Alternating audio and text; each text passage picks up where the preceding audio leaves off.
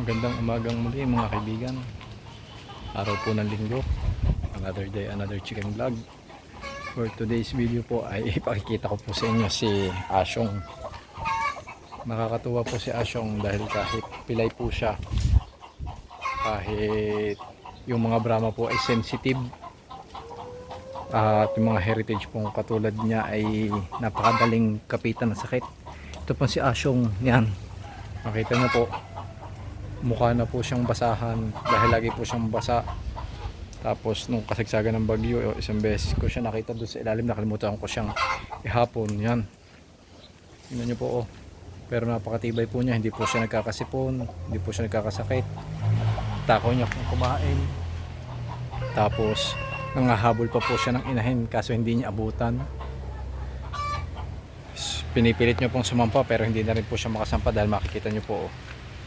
Pilay po siya, yan, para po siyang ayun, lingkod po siya, pero napakatibay po niyan. Yan po ay, kung di ako nagkakamali, ay 2 years and 5 months na. Tuwan-tuwa po ako dito dahil kasagsagan ng bagyo. Kung sa iba pong manok yun, sigurado pong sakit ang aabuti nun.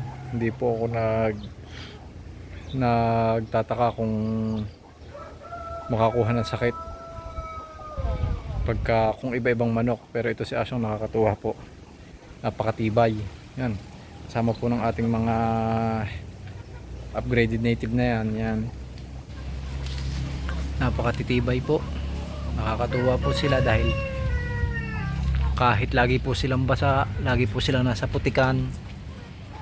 Yan, hindi po sila dinapuan ng sipon, halak, or kahit anumang sakit.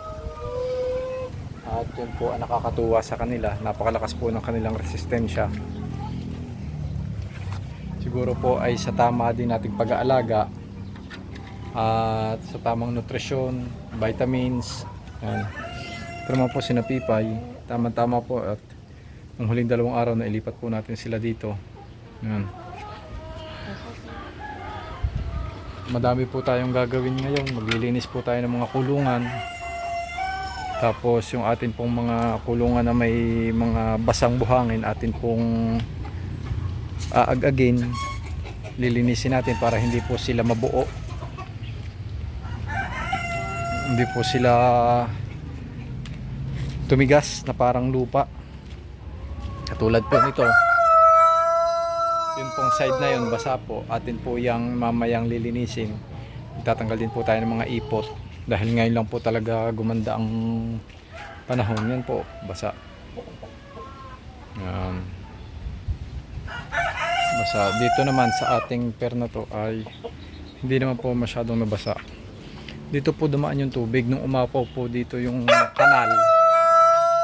Hindi po agad natin napansin. Yan po, nabasa po dyan.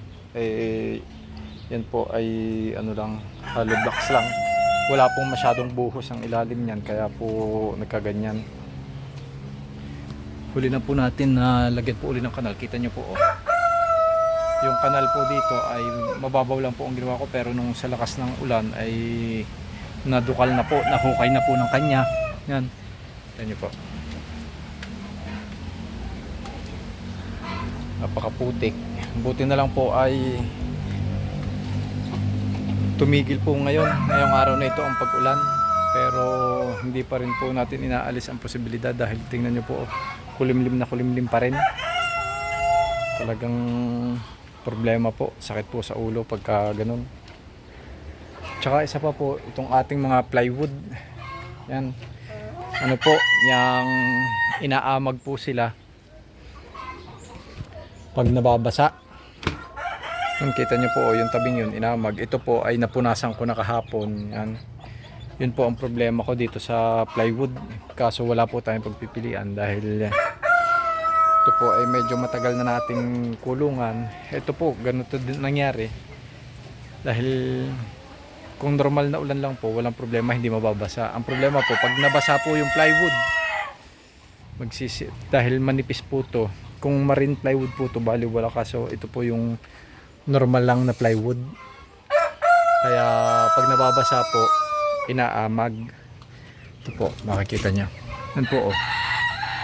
ito po ay yan, lilinisin po natin pagka nagkaroon po tayo ng time mamaya pag hindi po naulan, dahil baka po mapisa na in a week, baka mapisa na yung itlog na nililimliman ni Whitey. Atin po siyang ilalagay dito, ihihiwalay po natin agad. Yun po, ito naman pong dalawang to ay buti na lang po at hindi po sila naapektuhan.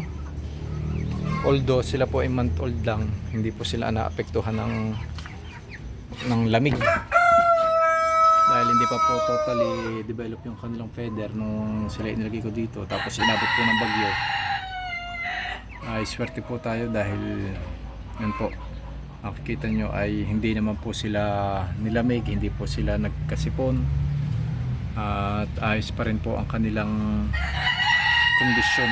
Yun po ang maganda. Dahan-dahan pa lang po tayo ngayong maglilinis. Kanina pong umaga, mga bandang alas 8, tayo po ay umakyat pong muli dyan sa bubong, dahil nung kahapon po, nung sobrang lakas ng ulan, may mga parte po na tumulo. Kahit may mga sealant na, dinoble po natin yung sealant dahil napakalakas po talaga ng ulan. Nagguhuan po dito sa amin. Tapos may mga parte po, may mga ibang barangay na lubog sa tubig, hindi madaanan.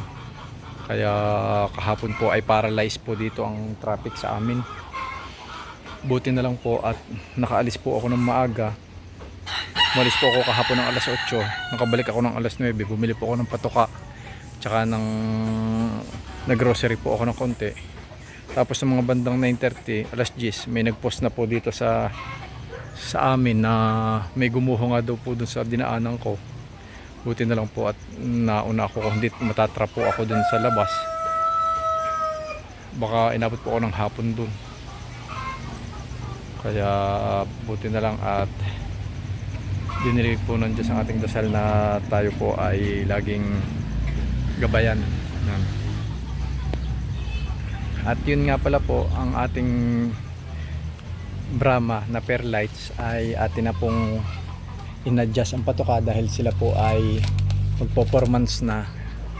2 araw, utay-utay na po natin nilang daltan. Ito na po, Salto Stag Developer na 4 months to 6 months.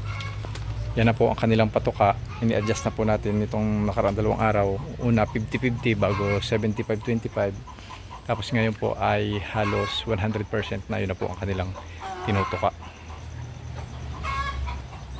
So yun po. Sa kasalukuyan naman po ay all goods naman po. Wala naman pong nagkasakit sa ating mga manok.